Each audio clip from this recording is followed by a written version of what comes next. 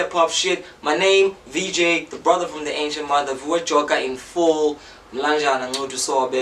Giving thanks and praises, Tamaku, and all of that. We love it. It's the Headspace yet again with one of our eagerly awaited installments. We see you in the comment section giving incredibly motivating feedback on where we're beginning. Phula-Phula, break, listen. Today I'm breaking down a verse which I think stands as a unique testament of how a South African rapper in today's global directed generation can always reel us back to references of self, indigenous power, a stylistic flair about where they come from, and do it in a way that has the so-called international appeal. I'm talking about AKA's Run Jozi, which when levels came, poured down like an omniscient rain of power. This was really his season.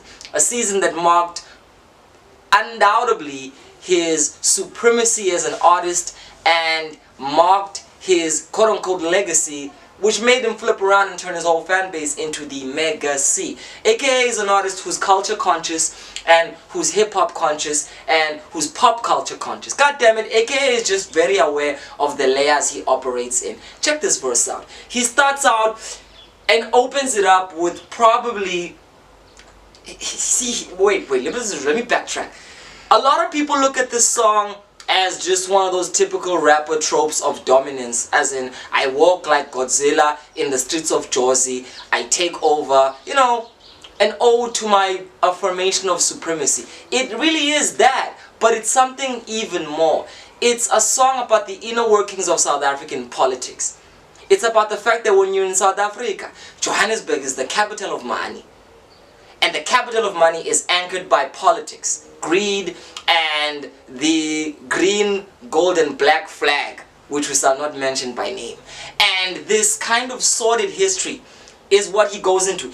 Started from bottom, was rolling around in that Toyota bucket.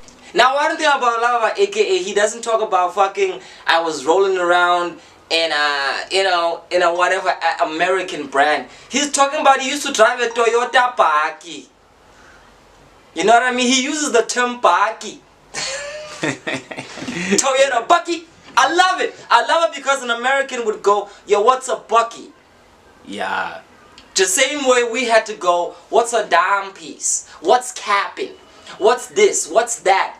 He demands of his audience to come into his world. Something you niggas ain't doing. The summer is ours, I'm hungry for power, Gaddafi. He could have said, I'm hungry for power, Trump. He said, I'm hungry. He could have said, I'm hungry for power, George Bush, or any other typical American trope y'all niggas are always throwing at us. But he says, I'm hungry for ours, Gaddafi. AKA understands the fact that he's an African rapper, and when you listen to him, you have to get the hip-hop instinct with African aesthetics. You have to understand that this is Africa, and we go through the same shit you go through. We go through the glory of struggling and affirming ourselves in our human spirit. We go through the fucking pain of capitalist life, and we go through it in a way that is able to embrace culture in a capacity where you gotta love it and appreciate it if you listen to it deep enough, and if the artist is delivering it skillfully enough for you to be interested. And I think he's really doing that shit. You turn number 2 and all that you see is Versace. And I mean, that's all you see. But I think this is a commentary on the fact that you turn on the tube and all you see is this fucking unapologetic love for luxury. This hedonistic aspiration for gold and power and to be fashionable.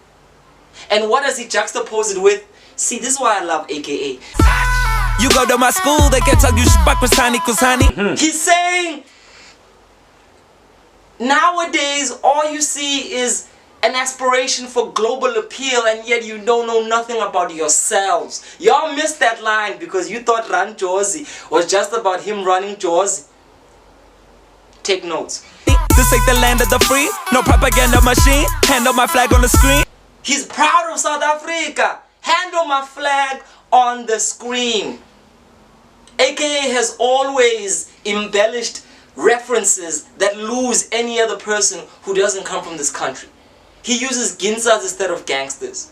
He uses the word nigger in the context of a South African experience. Then light a candle for deeps, then light a candle for deeps, okay? Smoking the jets, smoking the jets, smoking the black cigarettes, taking it straight to the head, chicken select, this is the sweetest revenge. Short verse, short introduction, but one thing I love about that is that he's taking you through the structures of power, he's taking you through what he thinks is wrong, and the fact that why cats ain't accessing the power. The power is in knowing yourself. AKA's been trying to tell us all this time. You can't conquer the world if you don't know how to understand yourself and where you come from. Run Jozi is not just some rapper trope of power and ego trip. It's a song about how we can understand how to empower ourselves by understanding the power structures that run this country. Okay? This verse, as short as it is, opens us up to a career that has spanned enough years for us to see that AKA, if anything, is an artist who's been handling his flag on the screen, who's been South African to the core in everything that he did. And if you can't appreciate him for anything, motherfucker, you can at least appreciate him for that. My name is VJ, the brother from the ancient mother. This is the Headspace. We run Jozi, we run Cape Town, we run everything. It's been another installment of Phula-Phula, breaking it down for you to listen closely. I know you all didn't know Run Jozi was this deep. Peace.